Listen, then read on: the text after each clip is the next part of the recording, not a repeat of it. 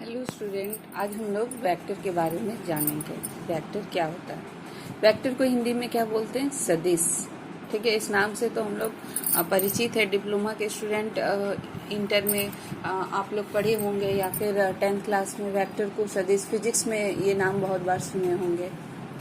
तो सदिश होता क्या है? सदिश एक ऐसी राशि होती है, एक ऐसी राशि है जिसमें क्या होता है, डायरेक्शन होता है, यानी दिशा। जिसमें एक ऐसी राशि है जिसमें डायरेक्शन होता है और मैग्नीट्यूड होता है। मैग्नीट्यूड जिसको परिमाण बोलते हैं। ठीक है, तो वेक्टर किसको बोलेंगे? ऐसी राशि को बोलेंगे जिसमें डायरेक्शन भी हो और मैग्नीट्यूड हो। मैग्नीट्यूड को हिंदी में परिमाण, डायरेक्शन को दिशा बोलते हैं। यानी एक ऐसी राशि जिसमें दिशा भी हो और परिमाण भी हो। ठीक है, इसके एग्जाम्पल की यदि हम बात करें तो जैसे कि वेलोसिटी हो गया, फोर्स हो गया, एक्सेलरेशन हो गया, ये सब आते हैं वेक्टर में।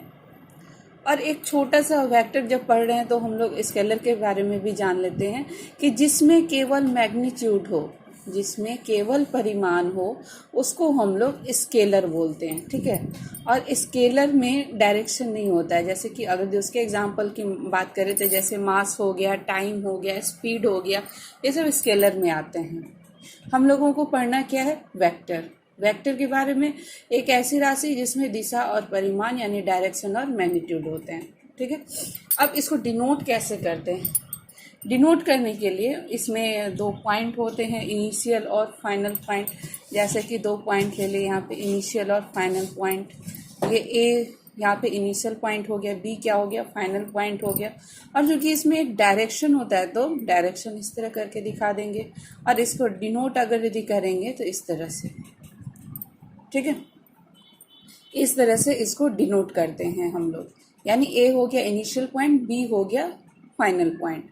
अगर यदि हम इसी का रिवर्स ले लें, यानी बी को इनिशियल पॉइंट और ए को फाइनल पॉइंट कर दें, तो A B is equal to हम लोग बी ए तो लिख सकते हैं जब अगर यदि हम मतलब बी को इनिशियल पॉइंट लें और ए को फाइनल पॉइंट लें, ये बी ए लिखेंगे।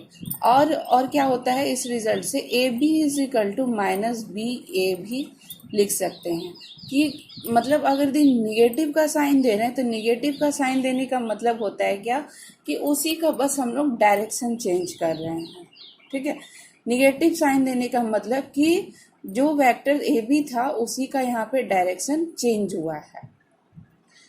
इसके बाद आते हैं हम लोग पोजीशन वेक्टर की बात करते हैं। पोजीशन वेक्टर क्या होता है कि जैसे कोई पॉइंट है, कोई भी पॉइंट है, उसको वेक्टर दिखाने के पॉइंट है तो उसको दिखाने के लिए हम लोगों को एक रेफरेंस पॉइंट की ज़रूरत होती है। मतलब जैसे कि हम लोग बात करते हैं कि एक जैसे ये पॉइंट है, ये वेक्टर पॉइंट है, मान लो पी पॉइंट है, तो इस पॉइंट को दिखाने के लिए हम लोगों को एक रेफरेंस पॉइंट की ज़रूरत होगी। उसको हम लोग ओरिजिन, जैसे कि 3D में अगर दी ले लेते हैं एक्स वाई और जेड एक्सिस, ये हो गया ओरिजिन। तो ओरिजिन से उसको जो है हम लोग मतलब दिखाते हैं। तो ये ओ पी, यहाँ पे ओपी जो होगा, ये क्या होगा? ओपी यहाँ पे जो दिखा रहे हैं हम लोग, पी पॉइंट का हम लोगों को दिखाना। तो ओ के रिस्पेक्ट में यहाँ पे जो पी पॉइंट का ओपी जो है, यहाँ पे क्या हो गया? पोजीशन वेक्टर हो गया। ओपी क्या हो गया? पोजीशन वेक्टर हो गया। किसके रेफरेंस में? ओ के रिस्पेक्ट में, ओ के रेफरेंस में। और किसका? पी पॉइंट का पोजीशन वेक्टर। ठीक है, अब अगर यदि हम यही ले लें कि पोजीशन वेक्टर को नॉर्मली हम लोग आर से दिखाते हैं, और अगर यदि हम ले लें कि ये एंगल अगर दी इसकी देखें, मान लेते हैं कि एक्स एक्सिस के साथ ये अल्फा एंगल बना रहा है। ठीक है, एक्स एक्सिस के साथ ये मान ले रहे अल्फा एंगल बना रहा है।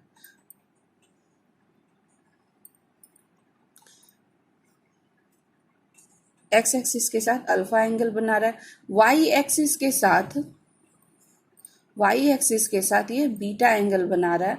और जेड एक्सिस के साथ अगर यदि ये गामा एंगल बना रहा है। ठीक है, और इसके बाद अगर यदि हम एक यहाँ पे परपेंडिकुलर डाल दें, then cos alpha cos beta और कॉस गामा, इसको हम लोग डायरेक्शन कोसाइन कहेंगे। क्या किए यहाँ पे, एक्स एक्सिस के साथ अल्फा एंगल, वाई एक्सिस के साथ बीटा एंगल, जेड एक्सिस के साथ गामा एंगल बना रहा है और परपेंडिकुलर ले लिए। उसके बाद कॉस अल्फा, कॉस बीटा और कॉस गामा, इसको हम लोग क्या कहेंगे, डायरेक्शन कोसाइन कहेंगे। और अगर यदि कॉस अल्फा की बात करें तो cos alpha is equal to क्या हो जाएगा, एक्स बाई आर।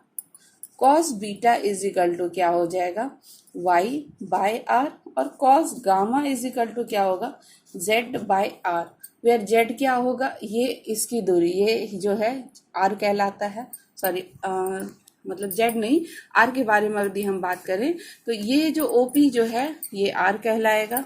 यहाँ पे लिख देते आर, इसको ऐसे भी हम लोग लिखेंगे is equal to mod OP, ठीक है, मॉडुलस।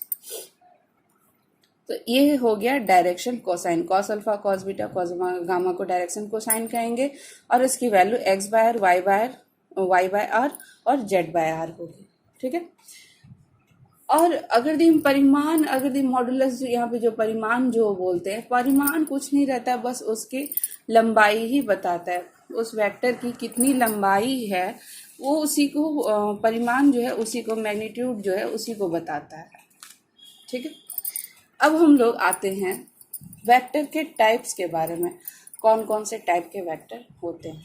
तो सबसे पहले आता है general zero vector. Zero vector उसको बोलेंगे जिसका मैग्नीट्यूड जीरो हो। मैग्नीट्यूड क्या हो उसका, जीरो हो। अगर यदि किसी वेक्टर का मैग्नीट्यूड जीरो है तो उसको हम लोग क्या बोलेंगे, जीरो वेक्टर बोलेंगे।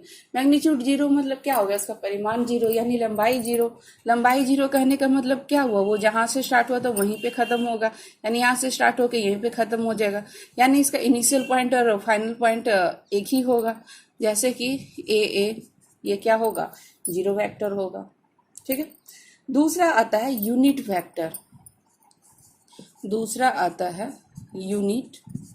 वेक्टर। यूनिट वेक्टर उसको बोलेंगे जिसका मैग्नीट्यूड एक हो, यानी जैसे एक वेक्टर ए बी है, उसका मैग्नीट्यूड अगर यदि 1 आ जाए तो उसको हम लोग यूनिट वेक्टर बोलते हैं। इसके बाद बात करें तो को इनिशियल वेक्टर क्या होता है, को इनिशियल वेक्टर क्या होता है कि जिसका इनिशियल पॉइंट सेम हो। को इनिशियल वेक्टर जिसका इनिशियल पॉइंट यानी प्रारंभिक पॉइंट अगर यदि सेम हो तो उसको हम लोग को इनिशियल पॉइंट कहते हैं। जैसे कि ये, ठीक है, यहाँ पे ए बी सी मान लेते हैं, डायरेक्शन दे देते हैं। ए बी और ए सी में क्या देख रहे हैं, ए बी वेक्टर है और एक ए सी वेक्टर है, लेकिन दोनों की इनिशियल पॉइंट क्या है, सेम है, ठीक है। फाइनल पॉइंट अलग अलग है लेकिन इनिशियल पॉइंट क्या है, सेम है। तो ऐसे में हम लोग इसको क्या बोलेंगे, को इनिशियल वेक्टर। तो एग्जाम में या फिर आप लोगों की एक्सरसाइज में भी जितने भी एक्सरसाइज है उसमें ये सब क्वेश्चन रहेगा कि बताइए कि ये वेक्टर कैसा को इनिशियल है कि नहीं है। तो ग्राफ देख के, फिगर देख के ही पता कर सकते हैं कि अगर यदि उनका प्रारंभिक यानी इनिशियल पॉइंट सेम है तो उसको हम लोग को इनिशियल वेक्टर बोलेंगे। इसके बाद बात करें तो आता है कोलिनियर वेक्टर।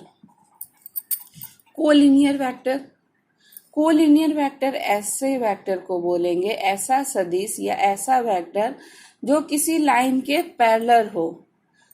इनिशियल और फाइनल पॉइंट कुछ भी हो लेकिन वो जो है यह क्या होना चाहिए, किसी लाइन के पैरेलल होना चाहिए, किसी के मतलब कि पैरेलल चलना चाहिए। जैसे कि यहाँ पे ए बी ले लेते हैं, यहाँ पे सी डी ले लेते हैं, ये दोनों वेक्टर है। दोनों क्या है, दोनों का प्रारंभिक बिंदु अलग अलग है, अंतिम बिंदु यानी फाइनल पॉइंट भी अलग अलग है, लेकिन क्या है, दोनों एक दूसरे के पैरेलल हैं, यानी ए बी वेक्टर पैरेलल है सी डी के। तो ऐसे में इनको हम लोग बोलेंगे कोलिनियर वेक्टर। ऐसा वेक्टर जो किसी वेक्टर के पैरेलल में चल रहा हो उसको हम लोग कोलिनियर वेक्टर बोलेंगे। इसके बाद आता है इक्वल वेक्टर।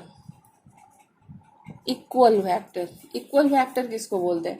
ऐसा वेक्टर जिसका मैग्नीट्यूड बराबर हो, दिशा भी इक्वल हो, दिशा भी समान हो, मतलब एक ही डायरेक्शन में जा रहा हो और दोनों पैरेलल हो।